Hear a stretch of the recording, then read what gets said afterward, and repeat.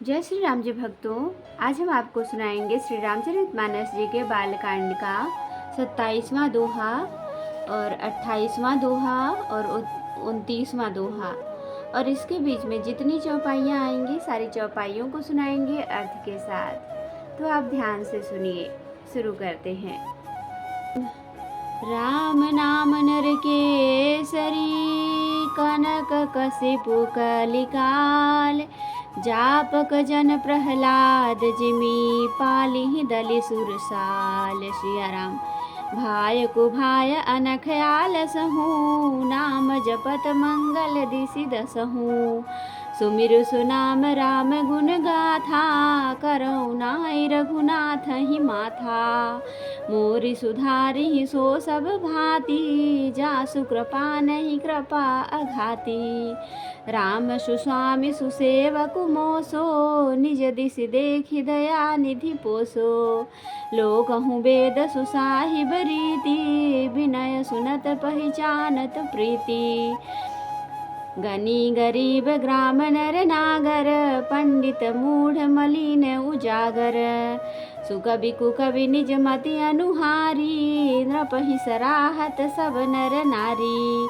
साधु सुजान सुशील नृपाला ईश अंश भव परम कृपाला सुनि सनमान ही सब ही सुबानी भनिति भगति नति गति पहिचानी यह प्राकृत महिपाल सुभाऊ जान शिरोमणि कौशल राऊ रीझत राम सनेह निसोते को जग मंद मलिन मति मोते सठ सेवक की प्रीति रुचि रखी है राम कृपाल उपल किए जल जान जही सचिव सुमत कपि भालु। सिया राम हूँ कहावत सब कहत राम कहत उपहास साहिब सीतानाथ सो सेवक तुलसीदास। सिया राम अति बड़ी मोर ढिठाई घोरी सुनि अघनर कहु नाक सिकोरी समुझ सहम मोहि अप डर अपने सो सुधि राम कीन्ह नहीं सपने सुनि अवलोकि सुचित चख चाही भगति मोरि मत स्वामी सराही कहत न साई हो यही अनीकी रीझत राम जानि जन जी की रहति न प्रभु चित चूक किए की करत सुरति सय बार हिए की जही अघ बध्यो व्याध जिमि बाली फिर सुकंठ सोई कीन्हि कुचाली सोई कर तूत विभीषण केरी सपने हु सोन राम ही हेरी ते भरत ही भेटत सन माने राज सभा रघुबीर बखाने प्रभु तरु तर कपिडार पर ते किए आपु समान तुलसी कहु न राम ते साहिब सील निधान। सिया राम राम निकाई रावरी है सबही को नीक। सिया राम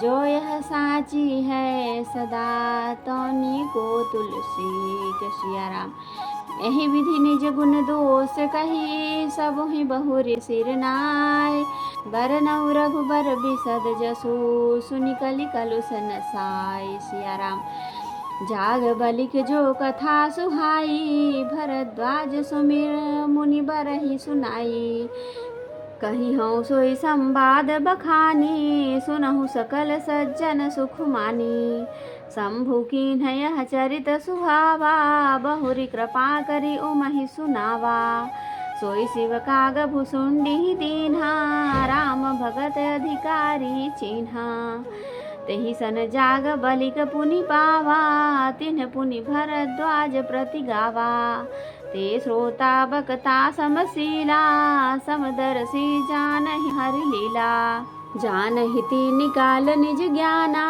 करत लगत आमलक समाना और जो हरि भगत सुजाना कहहि सुनहि समुझहि विधि नाना मैं पुनि निज गुरु सन सुनी कथा सो सुकर खेत समुझि नहीं तसि बालपन तब अति रह्यो अचेत। सिया राम। तो भक्तों अब हम इसका अर्थ सुनाएंगे। राम नाम नरसिंह भगवान हैं, कलयुग हिरण्यकशिप हैं और जप करने वाला जन प्रहलाद के समान है। यह राम नाम देवताओं के शत्रु कलयुग रूपी दैत्य को मारकर जप करने वालों की रक्षा करेगा। अच्छे भाव, प्रेम से, बुरे भाव, बैर से, क्रोध से या आलस्य से किसी तरह से भी नाम जपने से 10 दिशाओं में कल्याण होता है। उसी परम कल्याणकारी राम का नाम स्मरण करके मैं श्री रघुनाथ जी को मस्तक नवाकर मैं श्री राम जी के गुणों का वर्णन करता हूँ। वे श्री राम जी मेरी बिगड़ी सब तरह से सुधार लेंगे, जिनकी कृपा करने से नहीं आघाती। राम से उत्तम स्वामी और मुझ सरीखा बुरा सेवक, इतने पर भी उन दयानिधि ने अपनी ओर देखकर मेरा पालन किया है।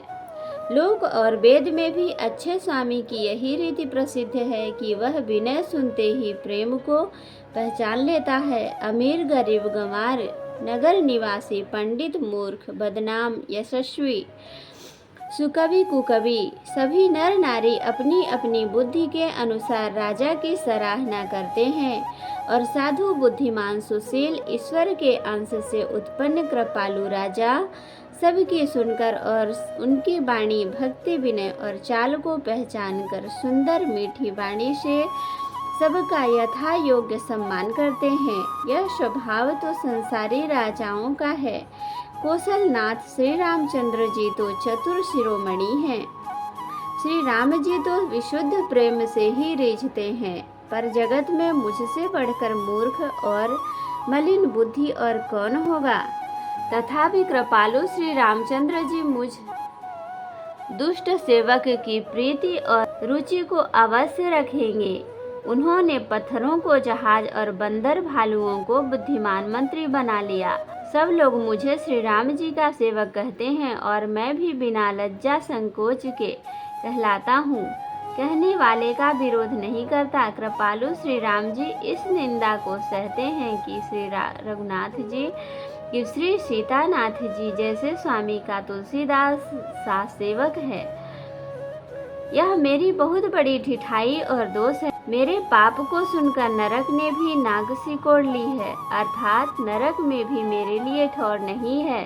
यह समझकर मुझे अपने ही कल्पित डर से डर हो रहा है, किंतु भगवान श्री रामचंद्र जी ने तो स्वप्न में भी इस पर मेरी इस ढिठाई और दोष पर ध्यान नहीं दिया।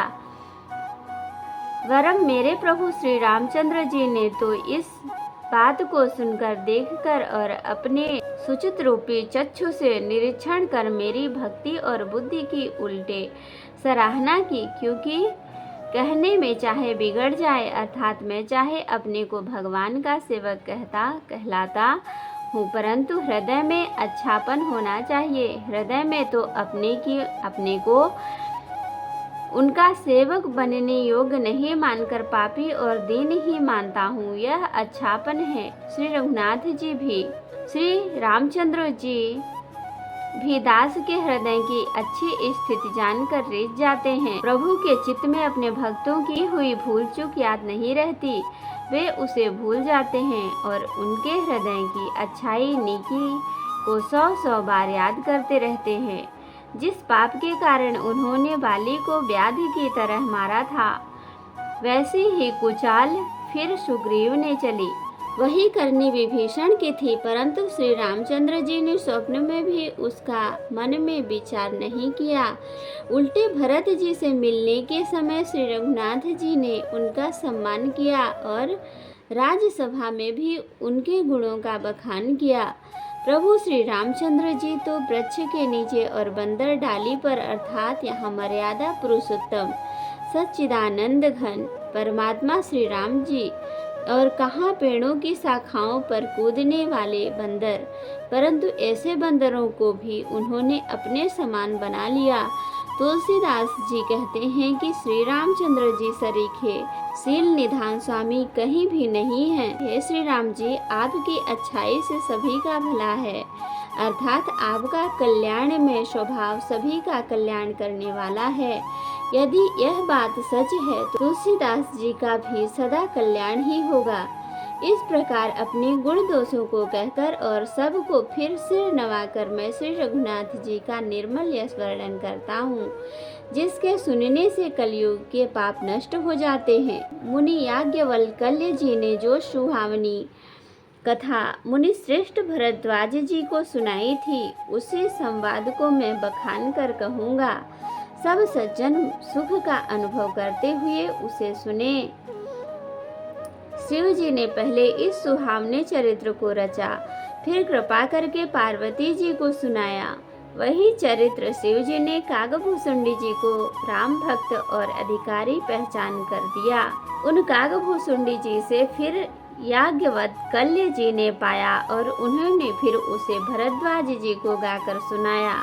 वे दोनों वक्ता और श्रोता याज्ञवल्क्य और भरद्वाज समान शील वाले और समदर्शी हैं और श्री हरि की लीला को जानते हैं। वे अपने ज्ञान से तीनों कालों की बातों को हथेली पर रखे हुए आंवले के समान प्रत्यक्ष जानते हैं और भी जो सुजान भगवान की लीलाओं का रहस्य जानने वाले हरि भक्त हैं, वे इस चरित्र को नाना प्रकार से कहते सुनते और समझते हैं। फिर वही कथा मैंने वराह क्षेत्र में अपने गुरुजी से सुनी, परंतु उस समय मैं लड़कपन के कारण बहुत बेसमझ था, इससे उसको उस प्रकार अच्छी तरह समझा नहीं।